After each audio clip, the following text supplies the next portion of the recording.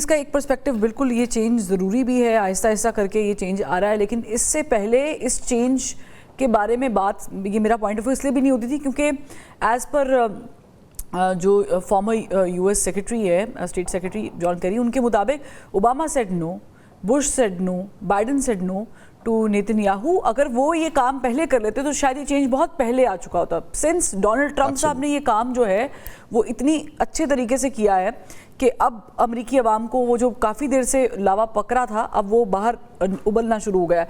Brigadier साहब, let's get back to the topic.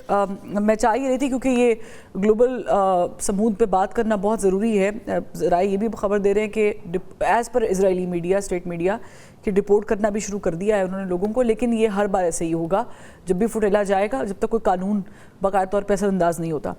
Mohsin Naqvi साहब, Iran गए हैं, दूसरी मर्तबा गए हैं और अपने हम मनसब से उन्होंने ये दूसरी मुलाकात भी कर ली 24 घंटों में। फिर इंटरनेशनल मीडिया के थ्रू हमें ये भी खबरें मिल रही हैं, हालांकि तो नेशनल मीडिया के थ्रू मिलनी चाहिए, लेकिन चूँकि बहुत सेंसिटिव टॉपिक है, could be the reason, field marshal के भी तेहरान जाने की बातें हो रही हैं।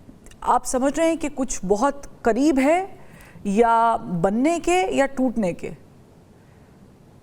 जी, टूटने के तो डेफिनेटली नहीं, क्योंकि टूटने के जब करीब हो तो फिर इतनी हैक्टिक एफर्ट्स डेफिनेटली उसको बचाने के लिए हो सकती है, लेकिन ऐसे कोई इंडिकेशन नहीं है। अगर इंडिकेशन हम ये देखें कि जो अमेरिकी सदर की स्टेटमेंट्स, तो उनकी स्टेटमेंट्स तो इतना हर स्टेटमेंट को इतना सीरियस लेना भी नहीं चाहिए।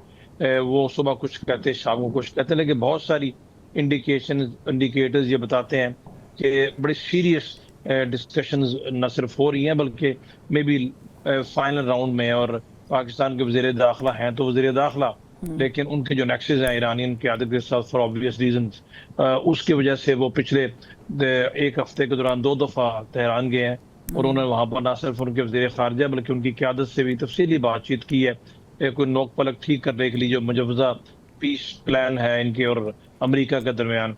और जो खबरें आ रही हैं कि शायद फील्ड मार्शल का भी दौरा हो, अगर हो भी जाए तो कोई सरप्राइजिंग नहीं होगा।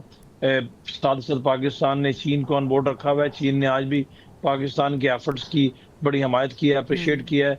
आपको पता है कि प्राइम मिनिस्टर भी परसों चीन जा रहे हैं, वो भी एक इम्पोर्टेंट इसमें इशू होगा, बिकॉज हाल ही में पिछले दिनों डोनाल्ड ट्रंप वहां से होके आए हैं और व्लादिमीर पुतिन का भी चीन का दौरा। तो ये सारी की सारी जो जितने दौरे मुलाकातें हैं, इसमें centre stage definitely Iran America जंग है, क्योंकि देखिए इस जंग के बड़े मौलिक असरात ऑलरेडी दुनिया पर इस वक्त भी दुनिया उनको फेस कर रही है। इकोनॉमीज की बहुत बुरी हालत है, बहुत तेजी से तेल की कीमतें बढ़ने की वजह से एनर्जी क्राइसिस है और बहुत तेजी से जो फूड सिक्योरिटी के इश्यूज सामने आ रहे हैं, सतह गुरुबत से लोग बहुत नीचे चले गए हैं, बहुत कंसर्न है और ये बहुत देर तक सिचुएशन चल नहीं सकती। लोग कहते हैं अगर आज भी ये पीस पैक्ट हो जाए तो इसके असरात खत्म होने में शायद 1 साल तक लग जाए। नहीं, मैं माजरत चाहूंगी कदा कलामी की, ये तो हम दुनिया उस नहज पे पहुंच चुकी है कि जब रेवोल्यूशन, फ्रेंच रेवोल्यूशन की बात हम करते, किताबों में ही पढ़ा हुआ था, लेकिन उसके पीछे तो एक और हिकमत अमली थी। लेकिन अगर ये मजीद कंटिन्यू करता है तो बहुत सारे मुल्कों में रेवोल्यूशन आ सकता है, क्योंकि बहुत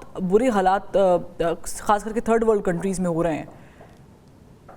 ये फ्रस्ट्रेशन जो होती है, frustration can lead to anything. कब तक लोग ऐसे, लोगों को खाने को नहीं कुछ मिलेगा, तो फिर तो हालात बहुत खराब हो गए। देखिए आज की खबरें हैं कि बांग्लादेश में सीरियस एनर्जी क्राइसिस हो गए, वहां पर इंडस्ट्री बंद होना शुरू हो गई है। तो ये बड़े बड़े मुल्क की आबादी वाले, पाकिस्तान, बांग्लादेश है, ऐसे मुल्क है जहाँ पर करोड़ों लोग रहते हैं और एक सिर्फ खुदा ना खासा चंगारी फेंकने की जरूरत होती है। इसलिए जंग को भी रुकना है और इंशाल्लाह ये रुकेगी। और जैसे आपने अपने बताइए में बताया, अगले चंद घंटे इंपॉर्टेंट हैं, 2 से 3 दिन, उसमें होपफुली कोई ब्रेक थ्रू इसमें होगा, बिकॉज पाकिस्तान मुसलसल अमेरिका के साथ भी राब्ते में। अमेरिकन सजेशंस अभी आई हैं। ईरान ने अच्छी बात यह है, ईरान ने अभी उनकी हर जो स्टेटमेंट है या उनकी जो इस तरफ जो उनका रिएक्शन है वो जाहिर कर रहा है कि वो भी चाहते हैं कि अमन मुआहिदा हो जाए। अमेरिका की तरफ से भी अमेरिकी सदर की स्टेटमेंट जिसका आपने जिक्र किया, अभी उनकी एक और स्टेटमेंट है कि हम ईरान के साथ दोबारा से मुआहदे के करीब है और ये हो जाएगा और इस तरह की बातें। तो मैं पूरी उम्मीद हूँ इंशाल्लाह कि ये जो लास्ट डिच एफर्ट्स हैं, ये एफर्ट्स इसको मंथ की अंजाम तक पहुंचाने के लिए है। और अब एक और चीज़ इंपॉर्टेंट आखिरी बात में करके दूसरे हमारे जो पार्टिसिपेंट हैं उनको यकीनन मौका आपने देना होगा कि जो अमरीकी सदर का ये कहना कि जंग जो मैं शुरू करने वाला था दोबारा ईरान पे हमले मैंने रोके हैं, हाँ जी, 2 दिन कतर, पहले सऊदी की। अरेबिया और साथ ही साथ इन यूएई के कहने पे देखिए खलीजी ममालिक की तरफ से भी अमेरिका के ऊपर कितना प्रेशर है कि जंग शुरू नहीं करनी, उनको पता है इसके रिपरकशंस क्या होंगे ठीक। और ये प्रेशर्स वो कभी भी इग्नोर नहीं कर सकते। तो ये अच्छे इंडिकेशंस हैं, एटलीस्ट कुछ प्रेशर डेवलप तो होना यानी चाहिए यानी उनके ऊपर। आप कह रहे हैं कि प्रेशर अगर आसिफ जो मुनीर साहब दौरा तेहरान करते हैं, ईरान जा रहे हैं, वज़ीर दाखिला ऑलरेडी वहाँ पर मौजूद होंगे, तो इसका मतलब है कि we very close to wind up something and that is going to be the probably the uncalled third world war, जो कि मेरे ख्याल से तो मुस्लिम वर्ल्ड वॉर होनी चाहिए, क्योंकि